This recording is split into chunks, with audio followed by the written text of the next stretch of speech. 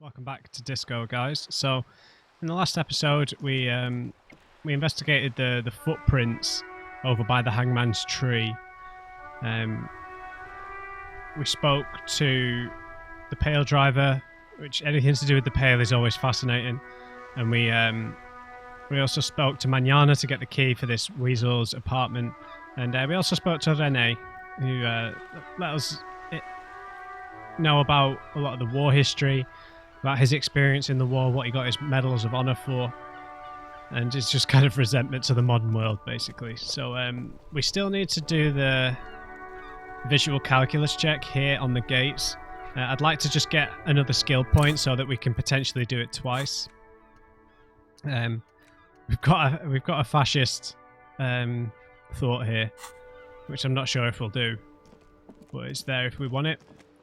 So to gain a bit of experience, we've got to go talk to Placence, and we're going to go investigate the Weasel's apartment as Everard has described him. So let's go and talk to Placence about the curse and everything down there, and tell her that there's not really anything to be afraid of. We still haven't found that password yet, have we? Hey there, Placence. You're alive and well. Yes. Don't keep me waiting now. What's in there? In that dark sarcophagus? She looks for the right expression. The dark sarcophagus. Yes. How was it? It was a carnal house of failed business enterprises, leeching life energy from this bookstore. Honestly, a dump. Nothing to see there. Just heaps of garbage. Someone should let the sunshine in. I'm in no position to give out personal opinions. Honestly, a dump. Nothing to see there. But what else did you find? Did anything survive? No, of course not. Have you located the entity? Did she actually tell us her name was Nia? I've talked to the entity you told me about. Her name is Nia, and she's a novelty dice maker. A novelty dice maker? Well, spit it out. Why does she need the dice? For some kind of sorcery? Sometimes they use the ankle bones of sheep. She's not a sorceress or some malicious entity. She's a businesswoman like you. No, ma'am. I felt her aura. She's not the one to blame for this curse. She may be involved, but I don't have a way to question the malignant entity further. No, she's a businesswoman like you. I don't understand. If it's not her, then where is the source of the doom? How did she explain the curse? She looks perplexed. She's squeezing on the pendant too tight. A drop of blood in her palm. Wow. Just don't say you don't have any answer yet. The uncertainty is killing her. Okay. To hell with it. Perchance you ought to just lie, sire. You've come this far. You know how to end it. There is an entity behind the entity. She says there is no curse because there are too many inconsistencies. The source is in the taxidermist shop. He became involved in arts darker than taxidermy and brought the void spirits down upon this place. Honestly, I don't have an answer yet. There are still leads to be followed, like that strange radio computer thing. There is another entity, more malignant, pulling the strings in Martinez. Perhaps in my travels, I will cross paths with it.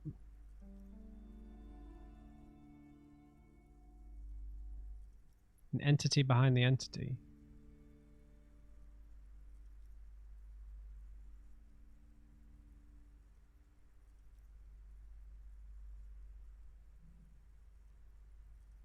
There is another entity, more malignant, pulling the strings in Martinez. Perhaps in my travels I will cross paths with it. A third order presence. Yes. She lets go of the pendant. A great dark relief washes over her. I've heard of these triactors. In certain occult literature, that's too dark to dwell on for too long, and definitely not in the presence of my daughter. She gestures for you to be silent. I understand everything, sir. Thank you for your descending into the maelstrom. I will keep fort up here, strengthen the wards, do my best. And if you happen upon the third entity in your travels, Yes. may the Lord be with you. She performs an X-shaped cross on her chest. Well, That's this interesting. has been absolutely educational. If we happen on the third presence in our travels, we will certainly come back to tell you. Shut up, Kim. Yes, the venture continues. In other waters. Darker waters. Should we get out of here before the vortex collapses? All right, Kim. Placate. Right, we've got a skill point, which means we can go do that check. We don't have to go straight to the Weasel's apartment. We can go do this first. Although, I said I was going to do the Weasel apartment thing first. Now, let's do this first. This is important, related to the case. I've still got my glasses on, right? My visual calculus glasses. Right, we're going to do one... You see a set of tire tracks in the brown slush that covers the plaza mosaic. Yeah, we'll do this one at 58, then we'll put a point in if it fails. We have got a point, right? Yeah, and we're only 45 off another level up, so... Hit me. No, these tracks are not interesting at all. Let the street sweeper just sweep them away. Ah, man. 2 points into visual calculus. Flipping heck. You see a set of tire tracks in the brown slush that covers the plaza mosaic.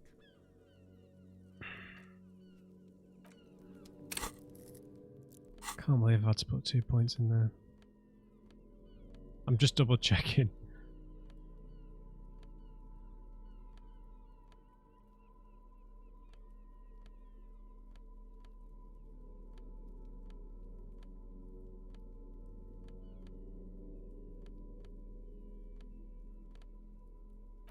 Do any drugs give us a bonus?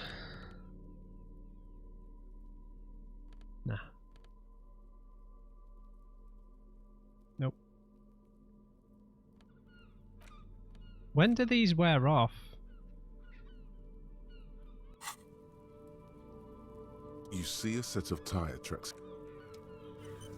I'm safe scumming, but I'm not really going to come back. You see a set of tire tracks in the brown slush that covers the plaza mosaic. This is an honorary red check, because to do these I'm going to have put 3 whole bloody points into something I'm not really interested in, which is really frustrating. 72, dude, come on. No, these tracks are not interesting at all. Let the street sweeper just sweep them away.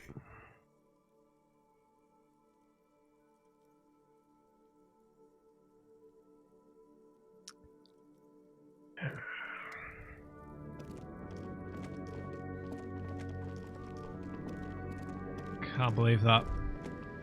Twice. Mr. 50 and a 70. I mean, it's just mad. The book is titled Man from Hemdal and the Wildfire. Can't believe we just missed that twice, man. With both over 50, well over 50%. Oh, that's such bullshit. I've got to put another point into visual calculus to get more information on the case, man. That's so annoying. Flipping heck. This must be it. The basement door is weather-worn. Yes. The copper nails holding the upholstery in place have turned green from sea air, and there's a knocker shaped like a lion's head. Carefully knock. Press your ear against the door first. The leather upholstery is worn and rough against your jaw. You don't hear any movement. In fact, it's oddly silent in the yard around you. No birds chirp. Carefully knock. You knock silently. The upholstery muffles the sound. No response comes from the apartment. I hope we're not going to get pinned on with a murder here by opening this up. I guess no one is in. The lieutenant looks uncomfortable. You're pretty sure the owner of the apartment isn't here. It's safe-ish. Lieutenant, what's your opinion? Let's be honest.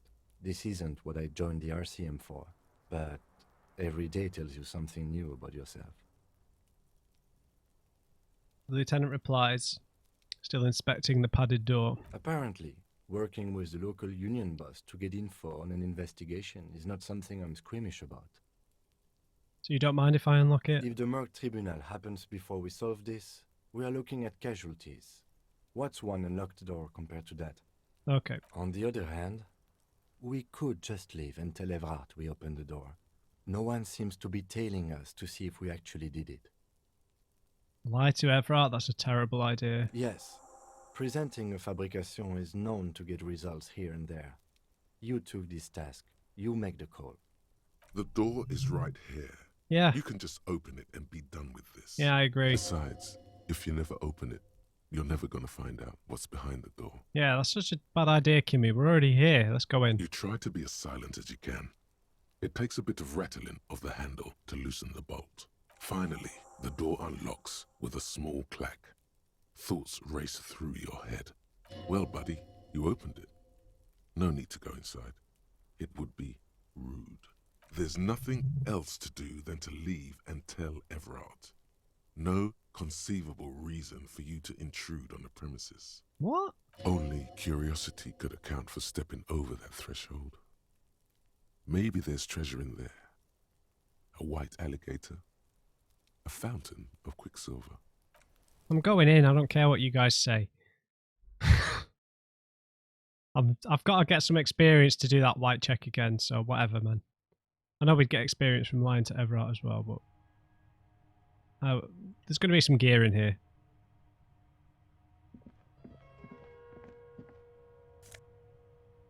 Magnesium. What have we got here? A row of mugs sits on the shelf. Each one depicts a human figure. A dark-skinned woman grinning amidst mysterious symbols. A broad-shouldered man shoveling potatoes, and others. Tap on the mugs. A little ring. Though cheerful, the images on the ceramic make you vaguely uncomfortable. Oh, so this is the guy who owned the racist mugs. The images betray a lack of interest in human beings. They are merely unflattering caricatures. What do I mean, uncomfortable? The owner of these mugs doesn't like people of other ethnicities very much. Typical arsehole. Come on, it's just a bit of fun with a pinch of truth. People have the right to make fun of each other in a free world. Oh, God. It's one of those points that people always go on about with free speech, but like, you can have the freedom to say something racist or xenophobic, but that makes you a racist or a xenophobe. So that's what people are going to be annoyed with. Do you know what I mean? like you want to protect the right to portray yourself as something everyone hates anyway. Do you know what I mean? That kind of thing.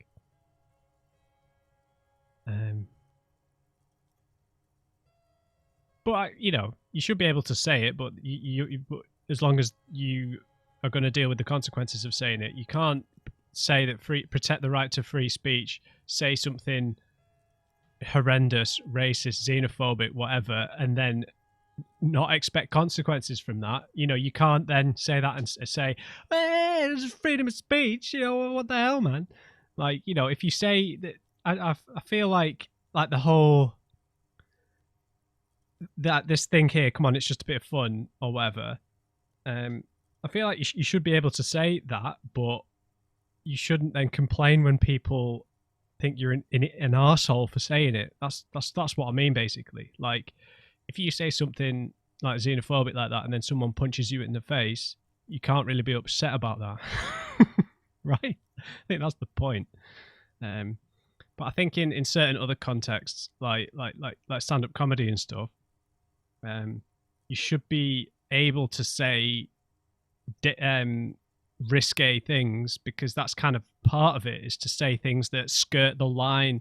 Like, you know, like Patrice O'Neill always said that if you're really a stand-up comedian, half the room should be laughing and half the room should be absolutely horrified and not laughing at all. I guess that's kind of the point there. But yeah, it's like to collect mugs and paraphernalia, you're just a typical arsehole. This person is unhappy. Yeah. The lieutenant picks up one of the mugs, then puts it back down with a look of disdain. I'm beginning to feel better about breaking into this man's apartment. We've got the yellow man mug. Yes, your broken mug friend would feel very much at home here. The same humor, the same mocking lines. There's the missing tin soldier. Whoever lives here might have used the Whirling's container to dump his trash. Yeah. Okay. So the lorry driver then, maybe as well? And now they've drawn the ire of the Union. The plot thickens as they say. Hmm. An interesting little clue. Let's see where this goes. Clues have a way of magically connecting to other clues down the road. Perhaps you should break into apartments more often. Yes. Do you really think it's the same person who put the dead man's clothes in the rubbish? Who knows? I'm not expecting too much from this clothes in the trash lead either way. It might turn out to be some random local matter, but still, a nice coincidence. Move on. Okay, here we go. Apricot chewing gum scented one. August 2nd, early late summer. You're getting off the streetcar in Le Jardin, east of the river. Her father and mother are middle class. The nylon of her little jacket rustles next to you in the dark like autumn leaves. Her heels click on the pavement. You're walking up to the gate in front of her parents' house. She takes out her chewing gum and you kiss her. A feeling like electricity flows through your whole body. Immediately, you know that you've entered a completely different world. Betrayal lingers everywhere. +2 to perception's pretty good. What's just sticking out to me here is this like autumn leaves thing after what the Pale driver said about being in the Pale. Being like autumn. Are these even our memories, right? +2 to perception. Perception's looking pretty hot then.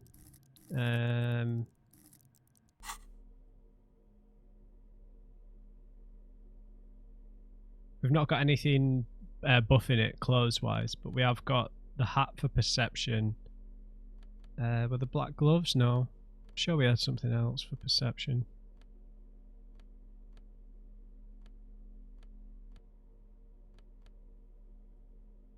Yeah, let's stick these back on. I'll put them back on for that check when we go back. What are we on? 62. Right. Oh, hello. The smell of disinfectant in the room. Smells like chemicals. Interesting. So someone might have cleaned their clothes if they were involved in the murder. Whoever lives here admires fair-haired fantasy heroes with big muscles. What's in here? Intersolary dress shirt.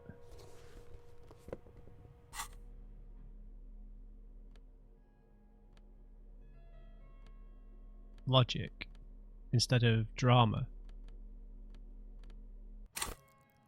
No, I like to keep our drama high. Thank you.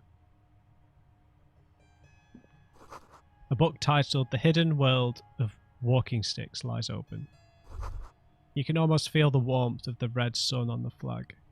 This is the flag of Revachol, the suzerainty. Right, so he's like a nationalist. Bit of maybe like a fascist like we were just talking about. Nationhood and all that stuff. What's with the sun? This isn't just one sun, but there are little suns dancing around the big sun. This is the sevenfold sun miracle. What's that? It's an optical atmospheric anomaly the first settlers saw. Happens in cold weather. 6 small suns around the big one.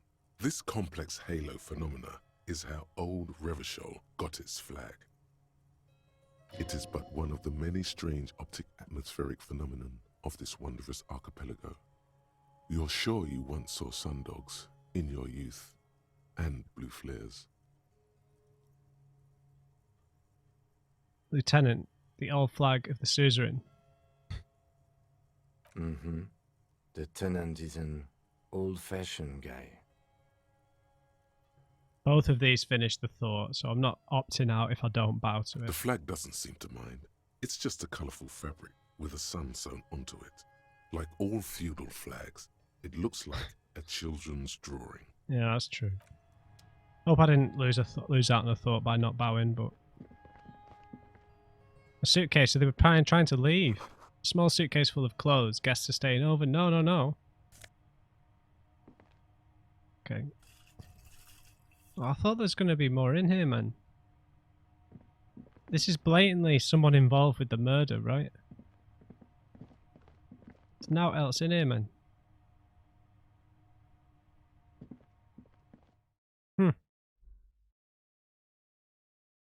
Alright, guess we go back to Everett, tell him what we've seen in there.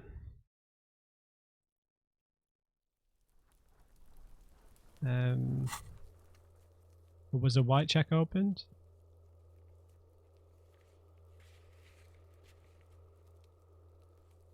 Oh yeah, we can examine him again, right? Should probably go do that. Yeah, let's go and do that. Let's go and examine the hangman one more time with this boost to perception we've just got. We've got a quick way down there now anyway, so we might as well do that before we go and talk to Everett. Let's go, fellas. He's going to notice the boots. Ah, this is a bad idea. So Kimmy doesn't notice the boots. Well, you can help me get in the ice cream machine, I guess. Kimmy, help me get this open. This orange machine is dead still. You slip your finger. Yes, no, yes. This is going to... If you want to try again... Alright.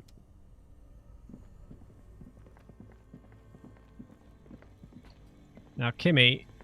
The bear's eyes are still glowing red. It's guarding over the freezing corpse hidden inside its belly. Oh, hang on.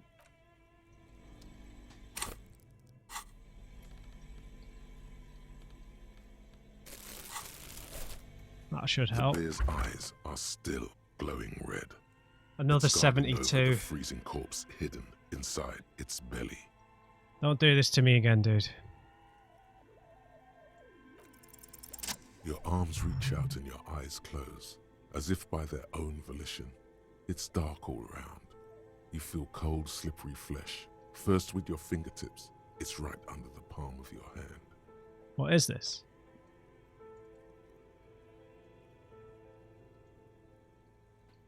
His face, his cheeks, his nose, his fat, swollen lips. Like a rubber spider, your gloved hand crawls on his features. Everything is silent, all around. Crawl up his nostrils. They are swollen shut. You need to really push to get in. Let's do it. Only the little one fits. The flesh changes shape as you bore in, searching for something in the cartilage.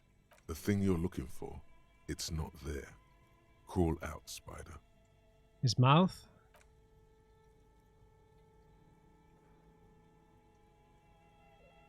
The oral cavity is cold and moist. A ball-like tongue attaches itself to the base of the mouth, lolling around like a scallop. You're on the right track.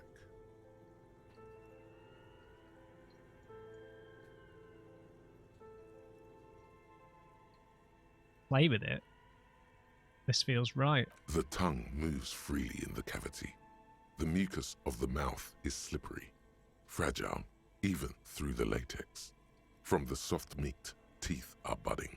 Hard pearls of bone in the gums and in the back of the mouth. Can you feel it? You're so close. Rip his jaws open now.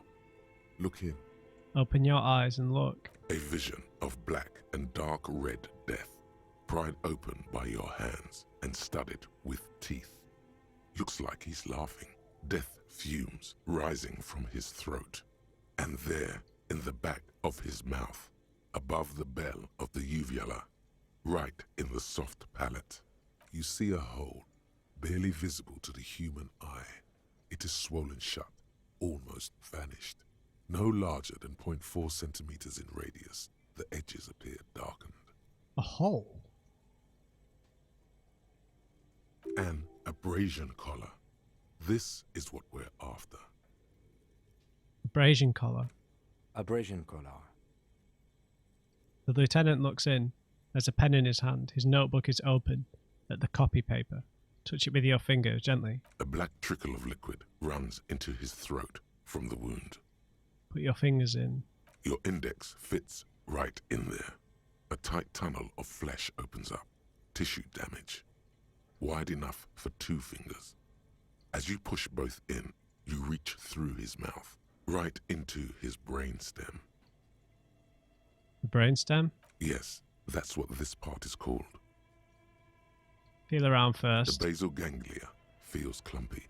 What entered here has torn apart his reptilian complex. Deeper. Your yellow fingers slide into the remains of the limbic system. There is no resistance. It's gelatinous. The slug-like structures are damaged too. The tearing extends deep into both hemispheres. The ululations of the limbic system have ended. All is quiet. There's a cavity cut right between the hemispheres. The lieutenant answers with the sound of his pen on paper. Push deeper. Your fingers are all the way in now, reaching toward the inside of his skull. The cavity goes further, but the entry wound isn't wide enough for the rest of your hand to follow. Let's wriggle in. Your fingers reach toward his skull. His cerebral cortex feels like jelly. Cold jelly. Strange fluid streams down your wrist as you push deeper until you feel it on the tip of your finger. Ice cold serrated metal. Its edges cut right through the latex and into your finger.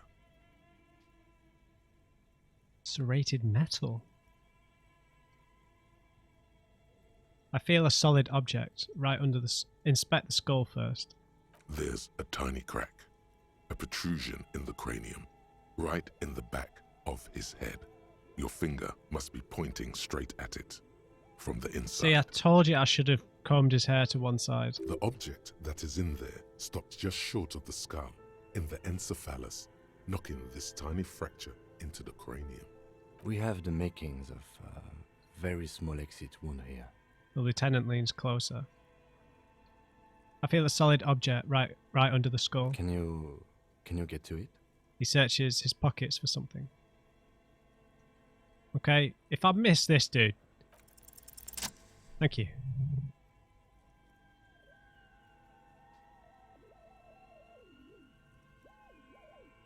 You pick the object between your index and middle finger.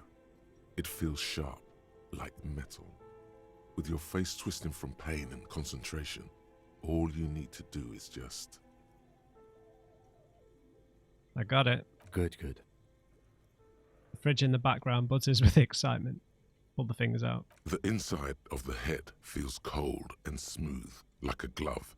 Sweat dripping down your brow. Careful not to lose the prize between your fingers. With a plop, your hand emerges from the mouth. The garden glove is covered in blood right up to the wrist. Between your fingers, a small flower, a blossom made of lead. A bullet. The lieutenant puts a small bag marked evidence under it. Let's drop it in. Yes, Kimmy, we've done The it. bullet falls in the bag, leaving a smattering of blood on the plastic. He raises the bag under his eyes and says, A non-calibre. Rifled. Some kind of brittle alloy.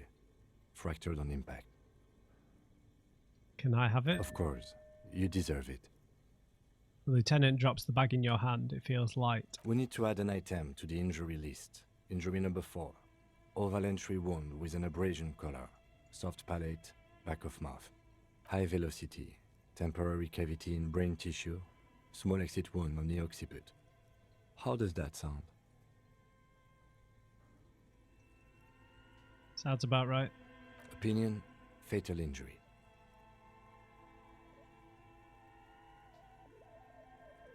Agreed. And one last thing.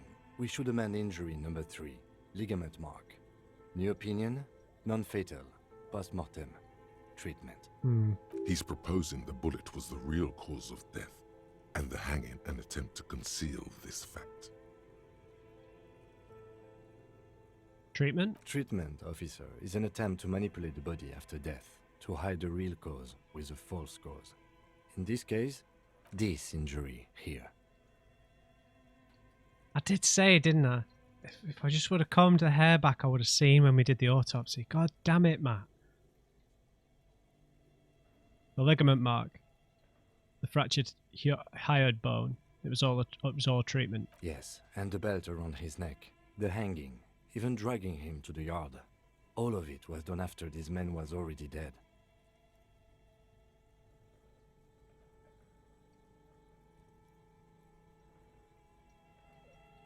It's still possible that someone shot him in his head after they'd hung him, right? But we said that there's no sign of a struggle. So I think I think I agree with this, because when we said that there was no sign of a struggle because his hands weren't bound. There was no sign of a struggle to try and get the rope off, or sorry, the belt off his neck, right? I agree. I have had my doubts since you showed me the tracks. Why did they carry him over? Why not march him, I thought. There was no satisfying explanation. There have been other signs too. Small details. Everything is too neatly designed for us to assign probable cause here, as we did, full-heartedly. Well, no more. We almost fell for it, he thinks. Almost. Who would do this? Why would anyone do this? I need to wash myself. Maybe the bullet holds more answers. Maybe the bullet holds more answers.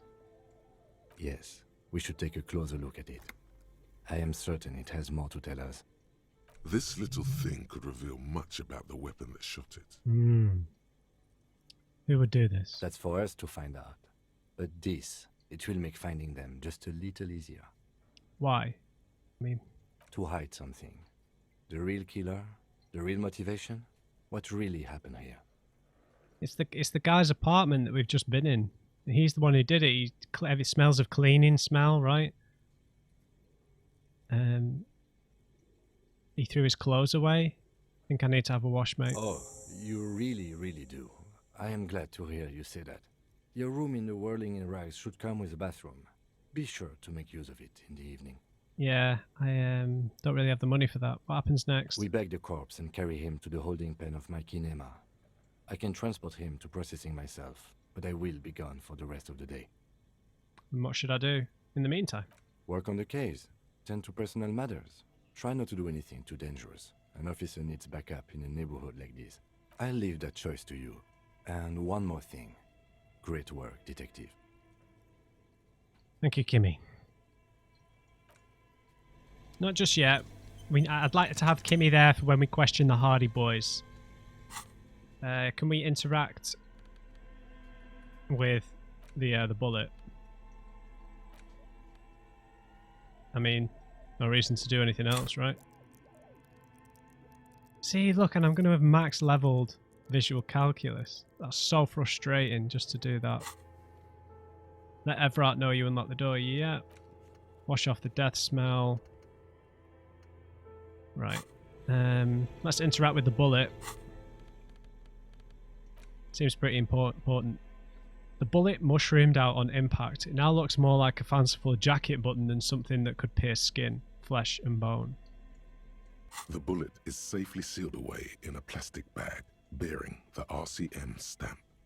Kim has filled out the label on the bag with the item number, case number, and date and location the bullet was found. Beside his orderly handwriting, the bullet looks especially sad, like a tiny, shriveled head of cauliflower.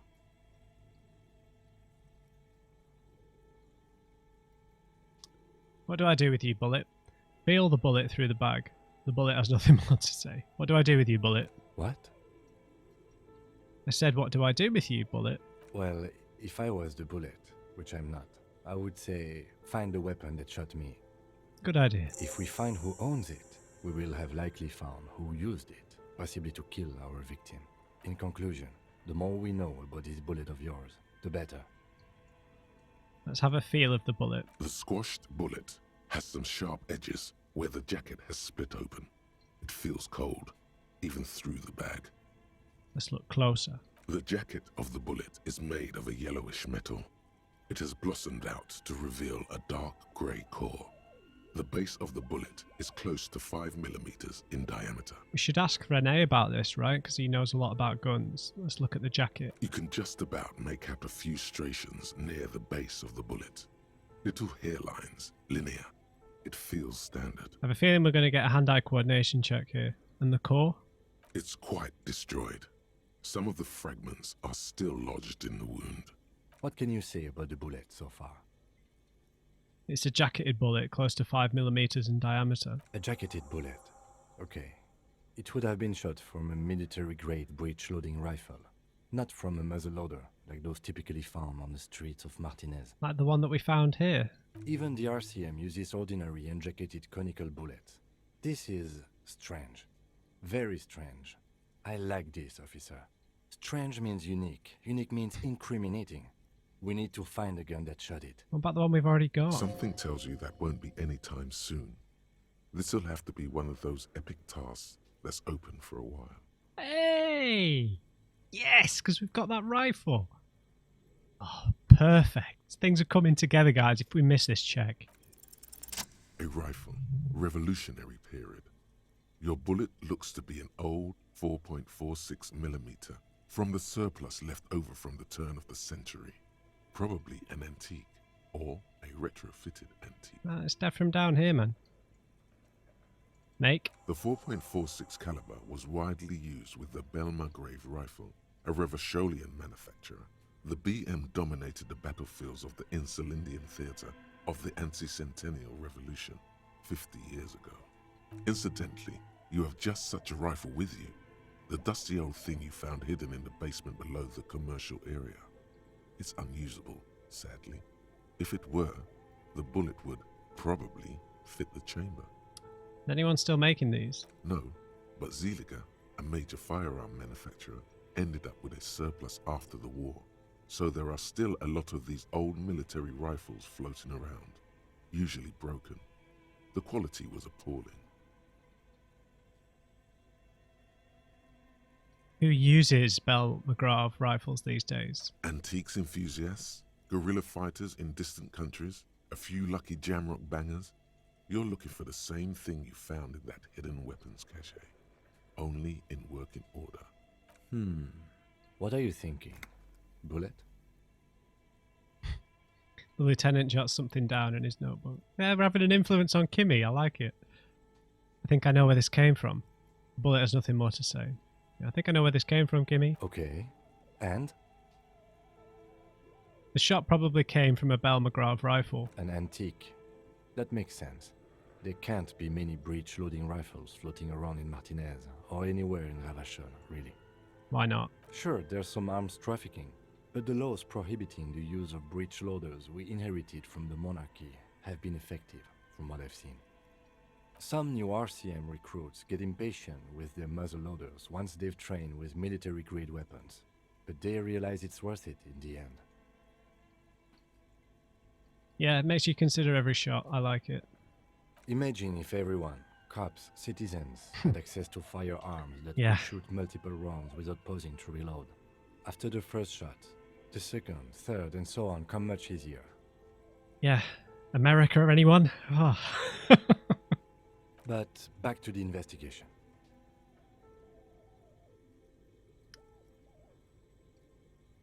We should go and ask Renee about this, because we already spoke to him about the rifle. He obviously knows more.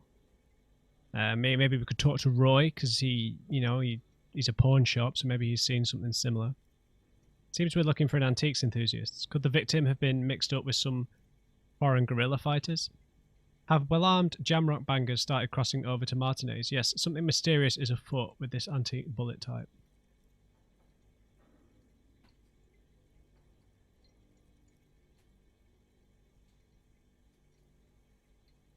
Antiques enthusiast, maybe. Foreign guerrilla fighters? Mysterious. Yeah, maybe an antiques enthusiast? I don't know, it seems a bit weird. Doesn't seem that likely, but we'll check out all possible leads. Next step, finding the gun itself. Hang on, let's just go back. And? An antique. That makes sense. Sure, there's some new RCM recruits get impatient. Imagine if everyone. But back to the investigation. Could the victim have been mixed up with some foreign guerrilla fighters? Let's find out. Next step, finding the gun itself. The bullet's got nothing more to say. Excellent, guys. We've made some serious progress. I'm really happy about that. We've got one more thing to interact with in our ledger. We don't need to do that right now. Excellent stuff. Right, real progress before we talk to the Hardy Boys. Right. The barbell we can check again. I don't need to do that. Mirror, no. Horseback monument. Oh, that's encyclopedia. Okay, we can maybe go for that again. No chance on the cargo container door. Our rhetoric's not great. That's frustrating that I have to put another point into that. Sleeping dock worker. Okay, man from Heimdall series. Cafeteria window. Heroic. Okay, measure head conceptualization. Okay, that's a doable one. Map wall. No, we've tried that. Pain threshold. Oh, these are all physique ones. Right, what are we doing for time? 40 minutes. Right. I think. I think I got another skill point. But we could go and talk to Everett Clare about this whole situation. Yeah, I'll go and talk to Rene, because he might know something. Yeah, I do have a skill point, so we could do the visual calculus check again. There's no guarantee that we get it. It's going to go up to like 85. Let's just talk to Rene first. That's where we just were. That's where we can see through. There's something down there. Musty smell of a potato cellar in spring emanates from the air vent. Rene. The purity of snow always reminds me of the purity of a man's soul. Alright, never mind. You don't know anything about guns. I have really outdone myself. Yes, that's what you need, Gaston. More padding on that fat arse of yours. I hope your heart gives out. René, it's a little pleasures. Life doesn't need to be a struggle. Hello, officer. How might I be of assistance on this fine day? Oh, I didn't realise we hadn't talked to Gaston. You mentioned Jean-Marie Bellieu. Who is that? Oh, sweet Jenny. She was the finest woman in all of Revachol. Maybe the entire world. Do not defile her memory, Gaston. Let her rest in peace. There's an almost imperceptibly small tremble in his voice. So you both know her. What happened to her? Sounds like this is between you two. I have other matters to address. What happened? She died of pneumonia 2 winters ago. It was a quiet passage. Peaceful. He smiles faintly. René and I were both by her bedside when she... He pauses, searching for the right word. Died. No use sugarcoating it. Won't bring her back. Will it now? Come on, René. Have some decor. Departed. Until the very end she couldn't decide between us. The most indecisive woman I've ever met. Why so? She could never make up her mind about anything. What to have for breakfast, favorite color, or which one of us to marry. Okay. Jeez. I love Triangle. The look in his eyes is happy and distant. She was always leaving one of us for the other, but never long enough to actually get married. Now you guys are friends? That's a bit odd. Heck, technically, we're both still engaged to her. You always confused her. Couldn't let us be happy. Seduced her with your fancy words and pastries. His pastries!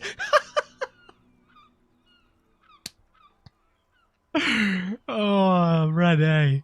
Dear me, with his pastries. Oh.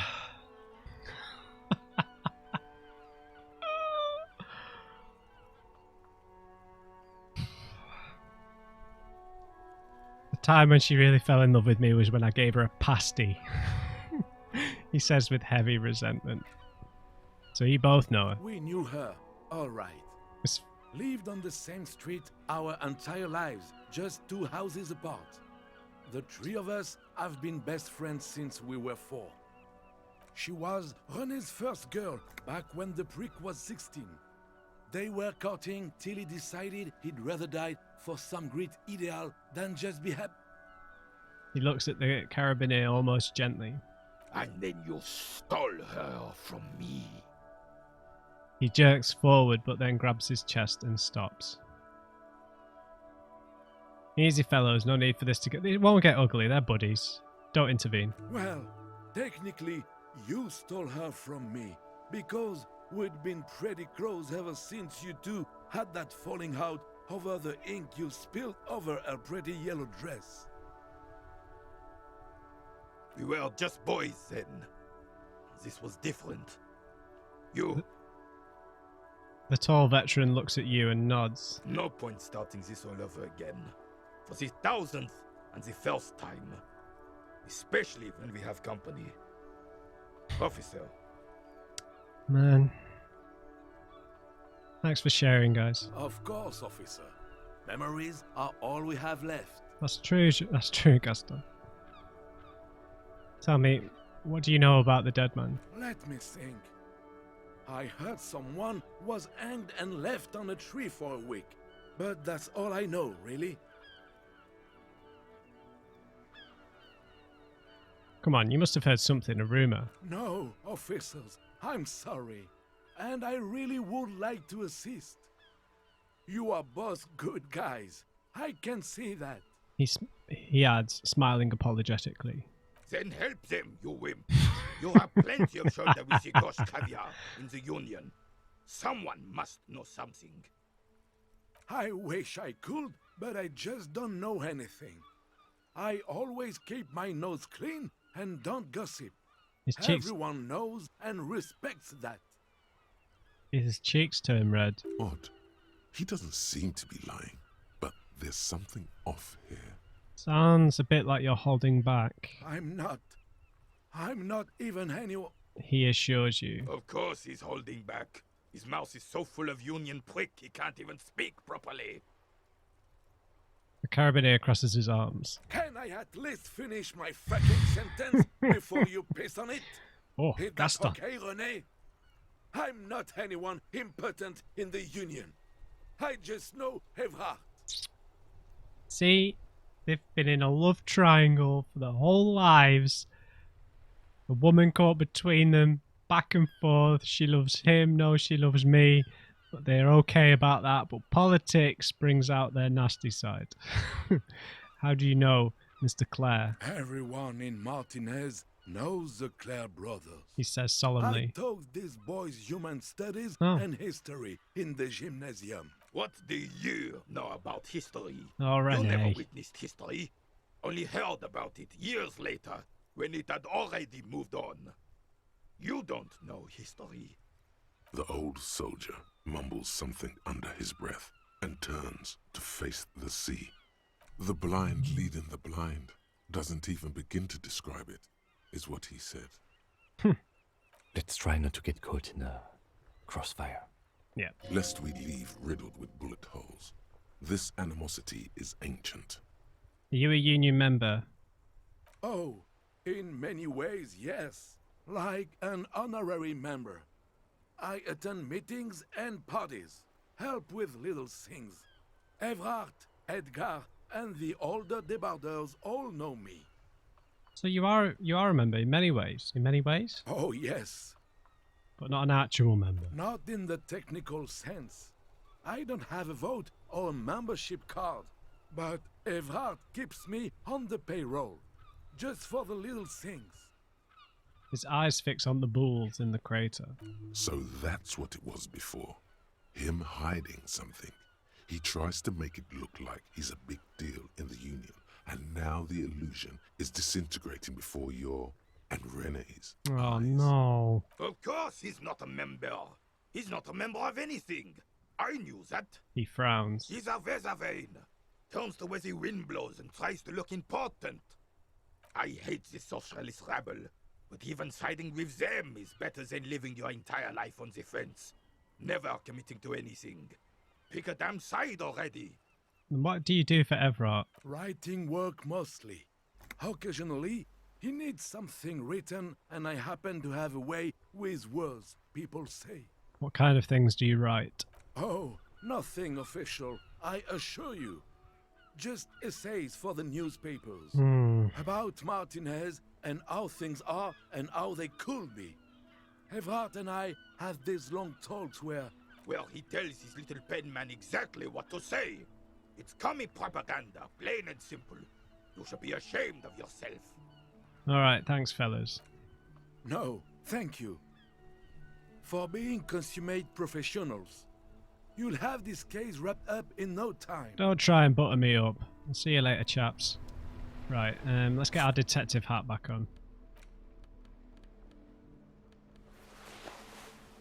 We had a perception check somewhere, right? What was it for again? The cafeteria window, yeah.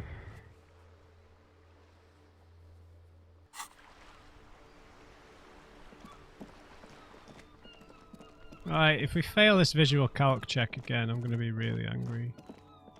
We've got the right glasses. No, we've not.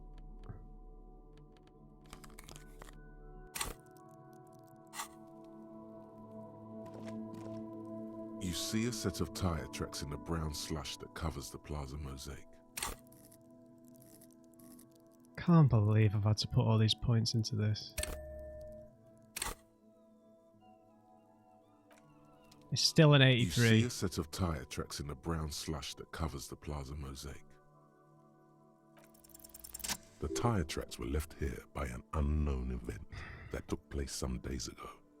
It's a message, written in the language of burnt rubber. Start, crash, reverse, turn. Some of that rubber stuck to the tiles right in front of the whirling in rags. This is point A. The driver started there, and then accelerated straight into the fence, left a hole big enough for the Franco-Nigerian cavalry, according to the cafeteria manager. Why that pang of guilt again? Because it was us who did it, maybe? What happened next? The driver proceeded to back out of the yard, barely stopping before hitting the adjacent building. Before heading south, must have been in a hurry. A car drove through the fence, Kimmy. You are correct. This is a rather motor carriage-friendly city. Somehow that makes you feel scared. You don't know why. Is this connected to the case? I'm not sure. There are plenty of traffic accidents waiting to happen in Martinez. With the jam right here on the roundabout, I would keep them separate. You could follow the tracks south. There seems to be a canal there. See where they went, if you find the time. Okay. All of that just for that. Oh, fuming, mate. Fuming. Fuming. Absolutely fuming. Spent 3 skill points on that flipping check. No, 2. I think it was only 2. So it's headed south, so when we go south we can investigate it further. But let's go and talk to Everett first. I think we should probably investigate those tracks before we talk to the Hardy Boys, because we should really have as much information and evidence before we talk to them as possible, right? Right, we've got 10-15 minutes to go talk to Everett. He does chat on a bit though, doesn't he?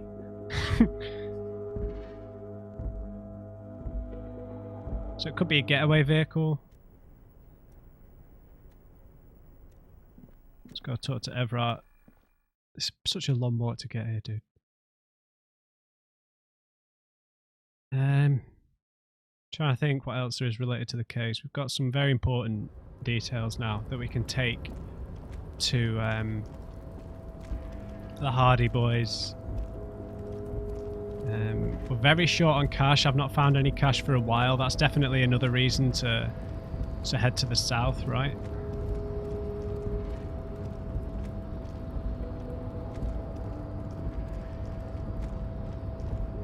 Because, you know, we might just find some more money lying around. Because things don't seem to respawn or anything. Alright, Mr. Clare, you better pay me. Just give me my gun back at least. Wonder if the bullets will match our gun. Doubtful. Alright, big boy. Mr. Dubois, every worker... He leans towards you, waiting for you to complete his sentence. A member of the board is a living god, is an organ in the great state organism of war.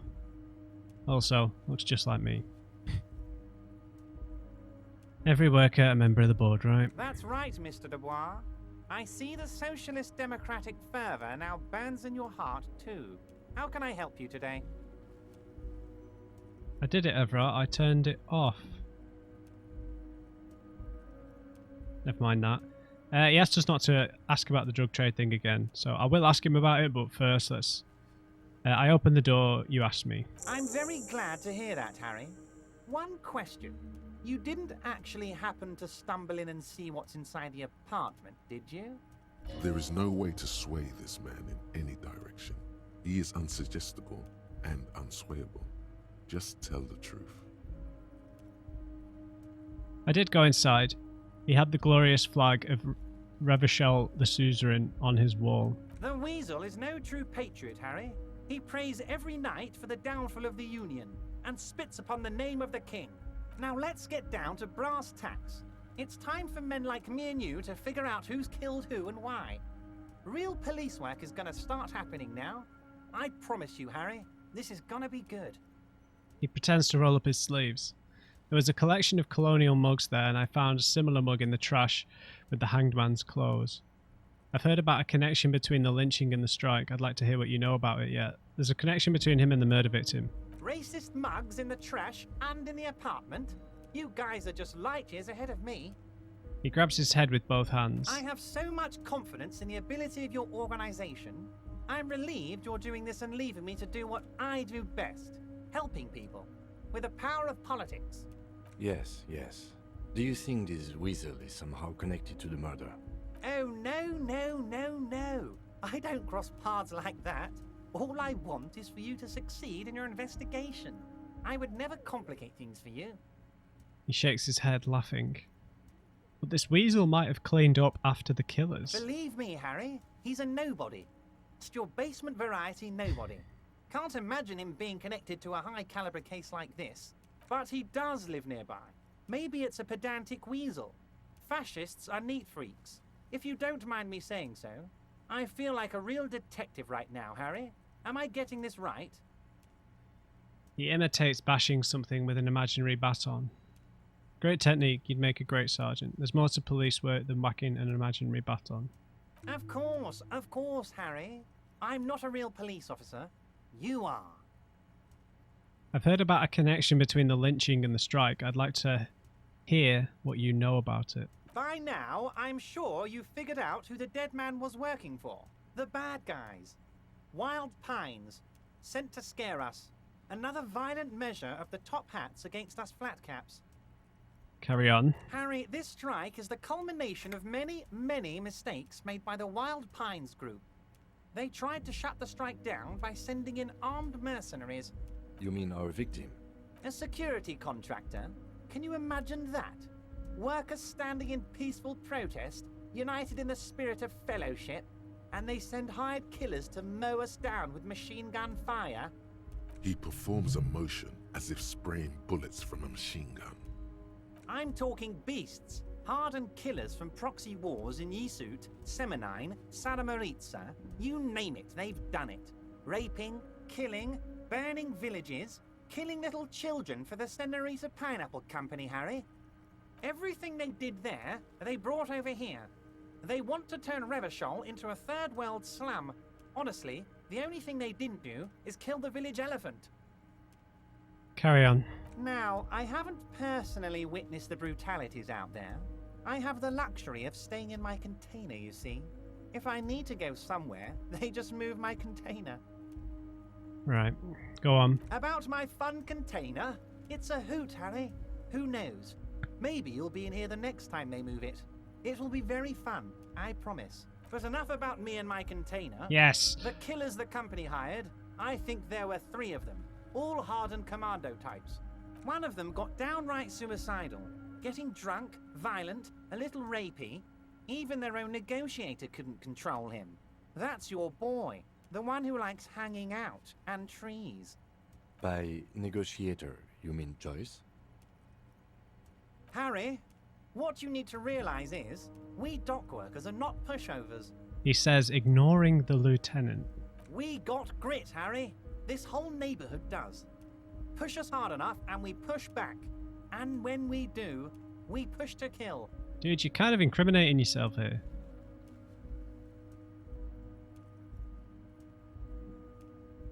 And who did the pushing? There's a militant wing inside the Union. A group of people whose duties don't involve manual labor, but peacekeeping in the neighborhood, making sure everything runs smoothly. They're like you guys. Idealistic people who want to make sure bad things don't happen. And if they already have, well, punishment must follow. So these idealists killed our victim? Hardy Boys. One day Titus Hardy, leader of this peacekeeping faction, comes up to me and says, "Boss, socialist democratic fervor drove us to take it upon ourselves to kill this beast that was burdening the land." He probably worded it differently, but that was the idea. Sure sounded to me like they killed him.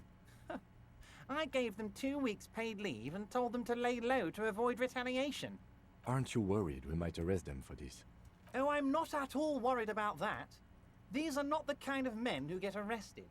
They're Martinez boys, tough and gritty. I'd like to see the man who takes them in. Besides, I sent my lawyer girl to look after them. God, this guy's got balls, man. He's basically telling us who did it, and he's saying that they're untouchable. Despite his boastful tone, he's having doubts about something. But what? Maybe he doesn't believe the boys really had it in them. They're his boys, after all.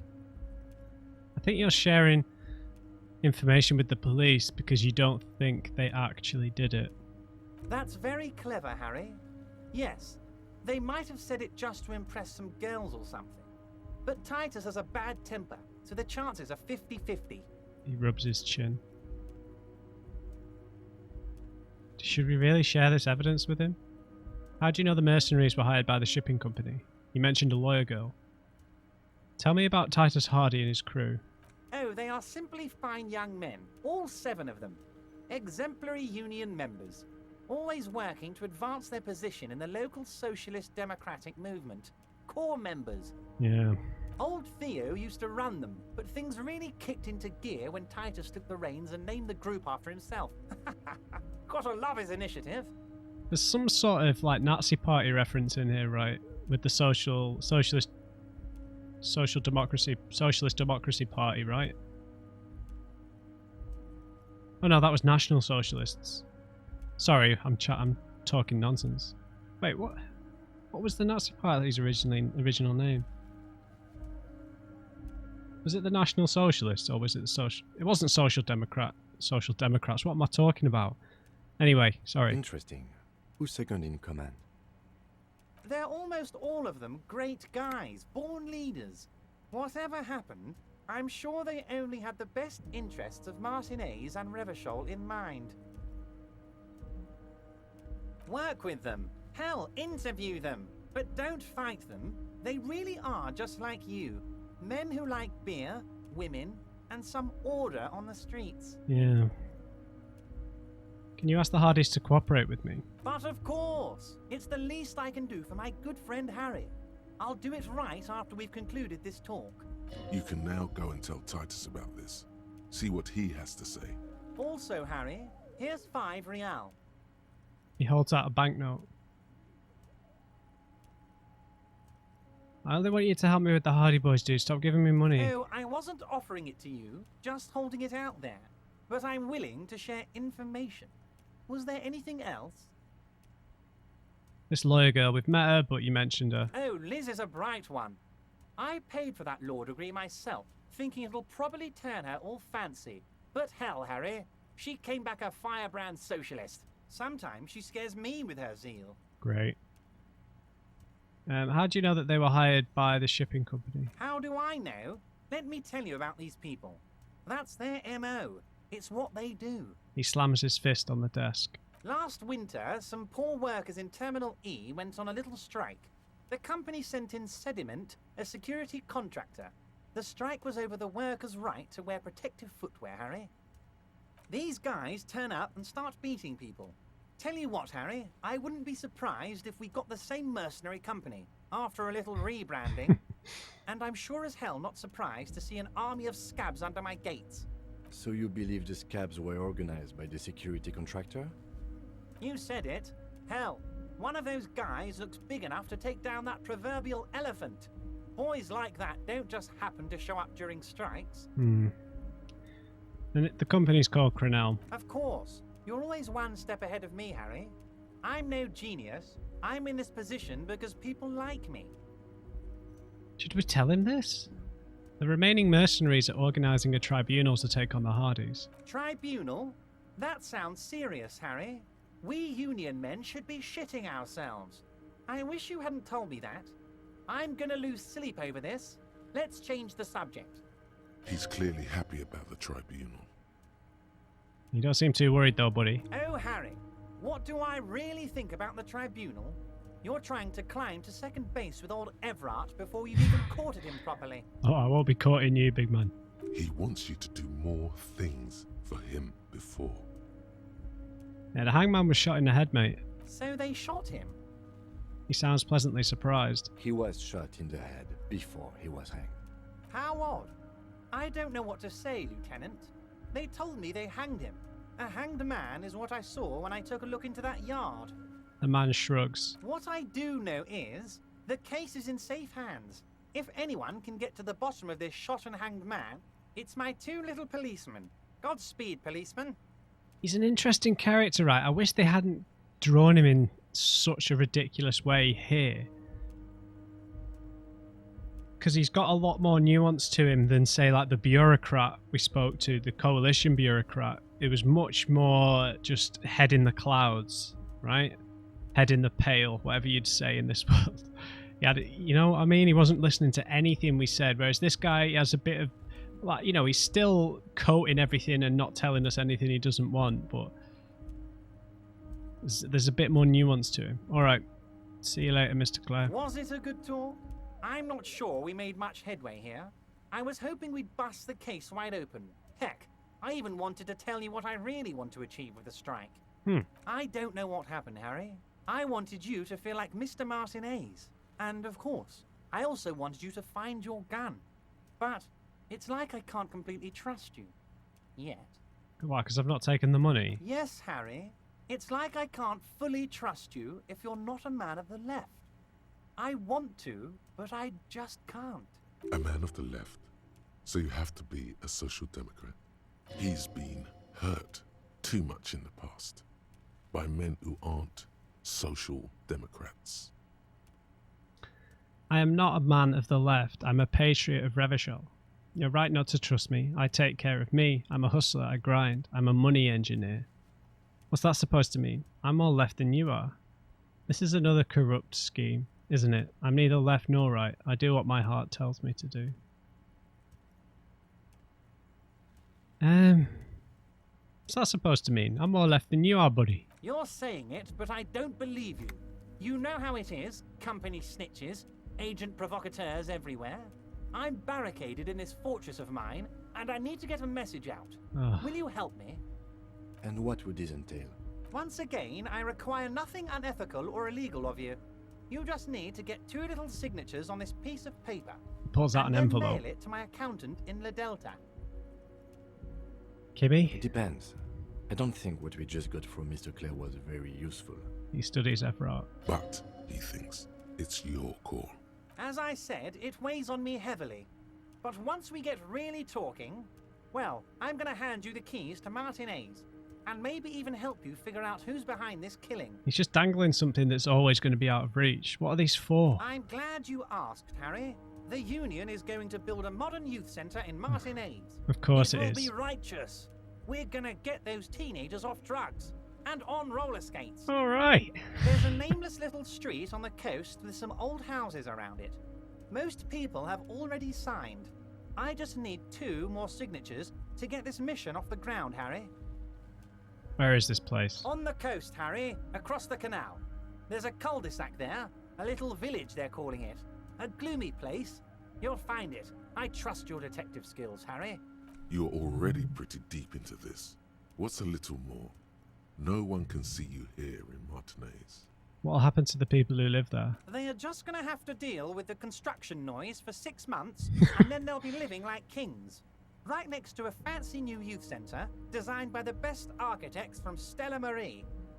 All right, I'll do it. You bring joy to my heart, Harry. Such a pleasure to be working with you. Here, He hands you an open white envelope. You need to get signatures from Isabel Sadie and Lillian Carter. The cul-de-sac is right past the pawn shop and across the canal. I heard there was some trouble with the water lock, but it should be fixed now. Once you have the signatures, mail this to 13022 La Rocca in La Delta. Then I'll know you're a solid socialist. He runs his fingers through his thin hair. We'll ask him this stuff at another time. Right, see you later, dude. See you soon, Debardeur. Just kidding, but not too much. The big man raises his hand in farewell. Alright, guys. Fascinating. We've learned quite a bit more. It's probably not the Hardys, but it's probably this other part. It's probably the woman, the lorry driver who's involved with the drug trade. So I'm thinking we still avoid talking to the Hardys for the time being. Because we need to follow those tracks, right? So what I think we maybe do is we maybe cross to the other side and see where those tracks lead to the south. Maybe ask Roy about this gun, because he's at a pawn shop. He might have seen guns like this before. So yeah, we'll leave it there, guys. We're making headway. Although I continue to miss very high percentage dice rolls. So we'll pick it up from here next time. I hope you enjoyed it. Leave me a like if you did. And just remember, everybody, never trust an uncrate. See you back in Revachol.